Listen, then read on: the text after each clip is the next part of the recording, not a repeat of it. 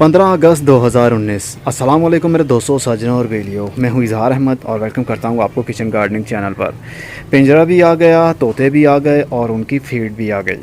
ये पिंजरा मार्केट से लेकर आया हूँ मैं 1300 रुपये का। ये काफ़ी अच्छा मोटी तारें यूज़ की गई हैं इसको बनाने में, जो काफ़ी मज़बूत हैं। सस्ते वाला भी मिल जाता है, वो तकरीबन 700 रुपये का फ़ाइनल रेट पर हमें मिल रहा था। ये है 1.5 बाई 1.5 का, मतलब 1.5 फुट ही इसकी चौड़ाई और 1.5 फुट ही इसकी लंबाई है और 1.5 फुट ही इसकी गहराई, जो कि 2 पेड़ के लिए बहुत ही अच्छा माना जाएगा।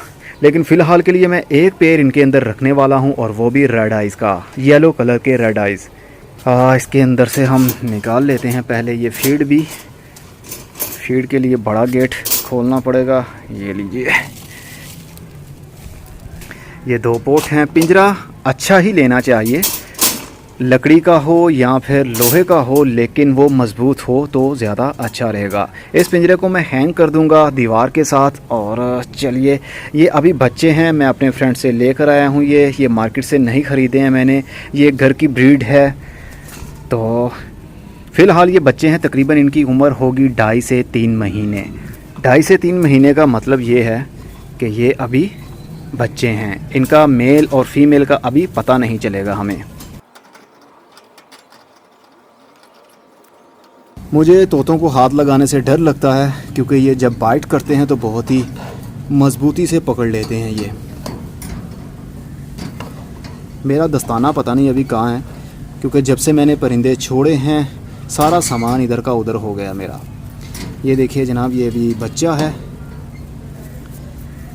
ये मेल है या फीमेल अभी कुछ भी पता नहीं चल सकता। फ़िलहाल के लिए ये नई जगह पर आए हैं, इसलिए परेशान भी है कि ये हम कहाँ पर आ गए। लेकिन कुछ ही दिनों में ये सेटल हो जाएंगे इस केज के अंदर और ये इनका घर बन जाएगा। अभी ये बच्चे हैं, इसलिए फ़िलहाल के लिए मैं इसके साथ कोई ब्रीडिंग बॉक्स या मटका अटैच नहीं करूँगा।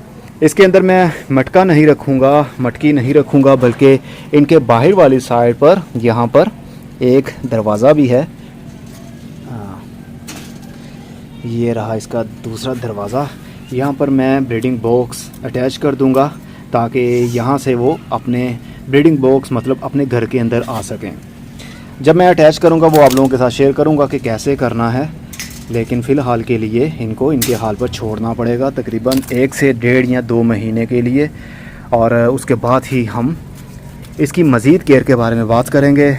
बरसात का मौसम है, अभी ब्रीडिंग बॉक्स वैसे भी नहीं लगाने चाहिए, क्योंकि नमी बहुत है, हीट भी बन जाती है। इसलिए अभी इनकी ब्रीड लेनी ही नहीं चाहिए। मौसम ठंडा हो जाएगा तो फिर आप ब्रीडिंग बॉक्स वगैरह लगा सकते हैं।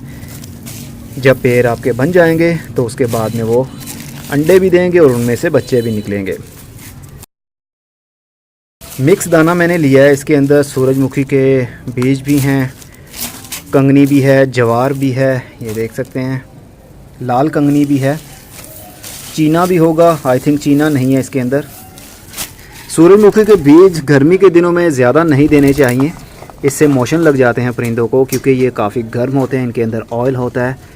ये सर्दी के दिनों में खिलाए जाएं तो ज़्यादा अच्छा रहता है परिंदों की हेल्थ के लिए। इसके अंदर पानी डालना पड़ेगा। परिंदों को अभी कोई भी हम ऐसी डाइट, ऐसी खुराक नहीं खिलाएंगे जिससे इनको गर्मी हो। अक्सर हम जब तोते लेकर आते हैं, चाहे वो बच्चे हों या बड़े हों, लाते ही ऐसी डाइट देने लगते हैं जिससे वो जल्दी से अंडे दें।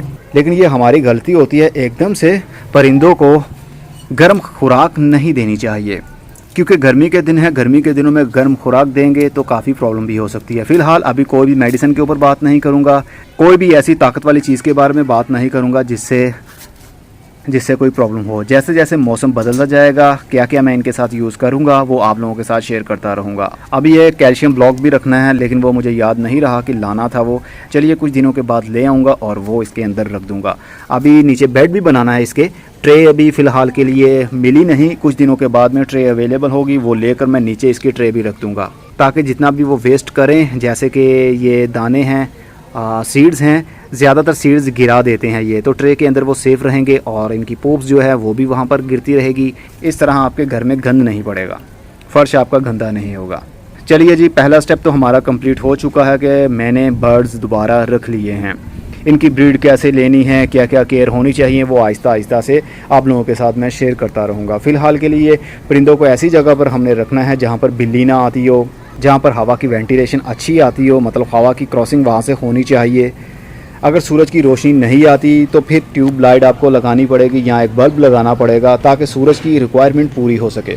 डेली पानी चेंज करना है क्योंकि परिंदों की आदत होती है वो पोट के ऊपर बैठ जाते हैं, जिस तरह अभी बैठा हुआ है तो बीठे भी इसी के अंदर वो करते रहेंगे। इस तरह पानी गंदा हो जाता है और परिंदे वो पानी पिएंगे तो बीमार भी पड़ सकते हैं। इसलिए डेली बेस पर आपको हर 24 घंटे बाद पानी को चेंज करना पड़ेगा। फ्रेश पानी डालकर रख दीजिए और पुराने वाला फेंक दीजिए। अभी तो ये पता नहीं है कि मेल और फीमेल इनमें से कौन सी है, क्योंकि ये अभी बहुत ही छोटे से परिंदे हैं। इनकी एज 2 महीने, मुझे लगता है 1.5 से 2 या 2.5 महीने ही इसकी एज होगी इन दोनों की। सेम एज के परिंदे रखने चाहिए, ऐसा नहीं है कि एक बहुत बड़ा और एक बहुत छोटा। उम्र के लिहाज से सेम एज के रखेंगे तो ज़्यादा अच्छी रहती है उनकी, जब वो पेयर बन जाता है तो ज़्यादा अच्छा रहेगा उनकी ब्रीडिंग के लिए और उनकी अंडरस्टैंडिंग के लिए। अब मैं चलता हूँ, खुदा हाफिज़, good bye, see you and tata, और अपना बहुत सा ख्याल रखिएगा। तो परिंदों के बैठने के लिए एक स्टिक लगाना ज़रूरी थी, वो मुझे याद नहीं रहा, तो अभी मैंने स्टिक को काटा और इस मल्टी टूल की मदद से, ऑसिलेटिंग टूल इसको कहते हैं, इसकी मदद से मैंने एक गोल सी मजबूत सी स्टिक को काटा और इसके अंदर केज में फ़िक्स कर दिया ताकि परिंदे आराम से यहाँ पर बैठ सकें। पहले मैंने कट्स लगाए, लकड़ी के अंदर कट्स लगाए और उनको इन जालियों के अंदर फंसा दिया। अब परिंदे इसके ऊपर बैठेंगे और काफ़ी अच्छा भी फील करेंगे।